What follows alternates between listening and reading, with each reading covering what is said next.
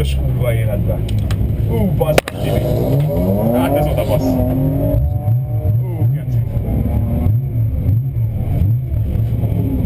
Hát ez bassz meg nagyon kemény. Ezt a szöget én még soha nem ültem vájzőjelben. Nagyon szerethető, bazd meg. Úristen, bassz meg. Hát ezt mit nem tudsz visszahozni ezzel? Hát a célegyenes végén. Hát jó, de hát...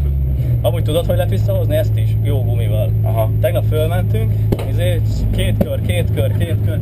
Pontosan fossá ment a gumi, kijött a Nagy Ádám, szóval itt van 2 Achilles, gyere vigyél 2 kört. Fölraktunk 2 új Achilles, tudod az milyen? Nagy hús, iszonyat tapadás. Fölraktuk, mondta az Ádám azt mondja, rúgdosd a kuplunk, de valami törni fog, azt mondja, ez nem viszi el a kocsit. Fölmentünk, és így olyan kört tudtam menni, hogy nem kellett elvenni. Ráálltam, és így végigmentünk, Ádám így átnézett, azt a kurva élet, pedig az övé erős. Ennyire jó. És mondta, hogy azt a rohadt. Baszott jó. Ott egy második körbe fölmentünk, megmelegedett a gumi, és mondta, fölviszem, és alá kellett még rúgni, bazd meg, olyan a gumi. Na, azzal nem forogtam. Ez milyen? 10?